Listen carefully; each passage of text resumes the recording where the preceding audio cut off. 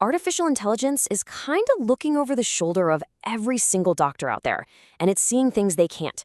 We are standing right on the edge of a medical revolution, one that promises to completely redefine how we diagnose and treat people.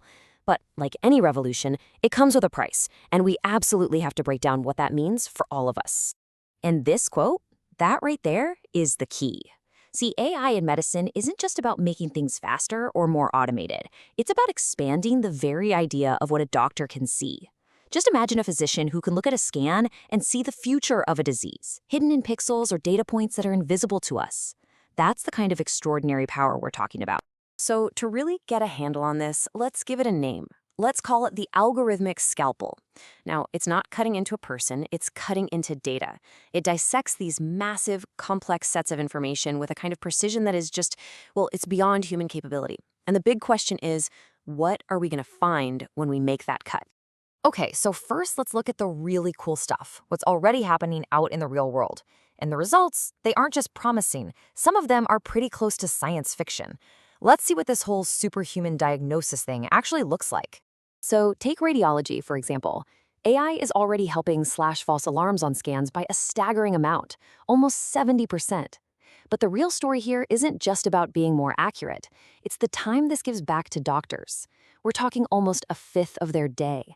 That's more time for the really tricky cases, and maybe most importantly, more time to actually spend with patients. And that speed, it's not just a number on a chart.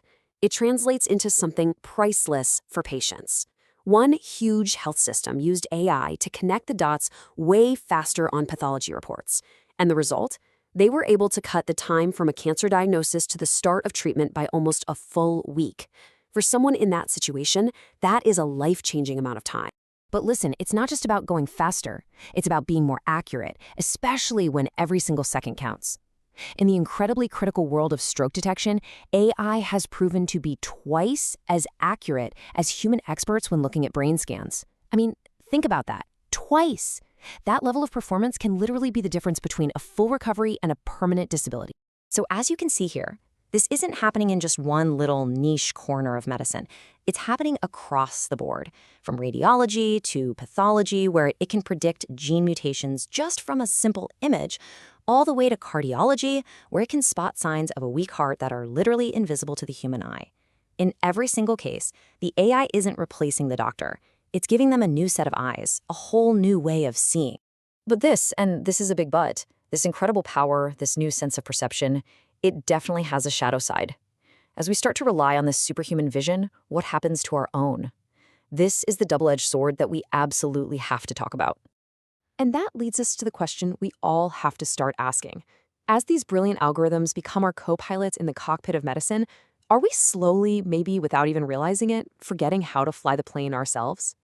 The perfect analogy here is something we've all experienced, the Google Maps effect. I mean, be honest, how many of us have basically outsourced our sense of direction to our phones? That innate skill just kind of withers away because our brain is super efficient. It stops maintaining pathways it doesn't need to use. The deep worry here is that the same thing could happen to a doctor's core diagnostic intuition. And look, this is not just some hypothetical fear. A landmark study gives us a pretty terrifying glimpse into this future. Take a close look at this chart. Researchers gave experienced doctors an AI assistant for colonoscopies. Then they took it away. And the doctors, well, they weren't just back to their baseline. They were worse. Their detection rate dropped by nearly 20% from where they started. Their fundamental skill had already started to decay. The other major risk? It comes from the data itself. AI learns from the world as it is, not necessarily as it should be. In one famous case, an algorithm was built to predict which patients needed more care. To do that, it used healthcare cost as a stand-in for sickness. But since less money is historically spent on Black patients, the AI incorrectly learned they were healthier, and it systematically steered them away from care programs.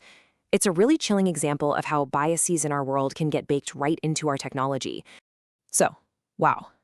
Faced with these incredible promises and these really serious perils, where do we go from here? Well, the answer isn't a choice between human or machine. It's about forging a new and much smarter partnership between them. So let's explore what that actually looks like. To build this partnership, we need to develop something experts are calling AI resilience. Now, this isn't about resisting technology. It's about mastering our relationship with it. Think of it like a pro athlete's training. Mandating AI-free periods, that's like doing drills without the fancy equipment to keep your fundamentals sharp. Using advanced simulators is like the practice field. It's all about deliberately training our human skills to stay at the absolute top of our game. And all this training points to a really profound shift in what it even means to be a doctor. They're evolving from being just a walking encyclopedia of knowledge into something more like a clinical AI orchestrator. Their main value won't be just knowing things, and AI will always know more. Instead, their value will be in critical thinking, taking inputs from multiple AIs, from human experts, understanding the system's blind spots, and orchestrating it all into a wise care plan for the real person sitting right in front of them. And that really gets to the ultimate goal here. The whole purpose of AI should never be to replace the clinician, it's to augment them. It's to handle the massive data crunching and pattern spotting, freeing up their mind to focus on the things that are uniquely, and I mean irreplaceably human. Because in the end, medicine isn't just about data. It's about trust and communication and one human being caring for another, and no algorithm can ever replicate that. So we'll leave you with this. AI is going to keep giving us answers with breathtaking speed and accuracy. But our greatest challenge, our most human task, will be to make sure we're asking the right questions. Not just, what does the data say, but what is the right thing to do? The entire future of medicine could very well depend on our answer to that.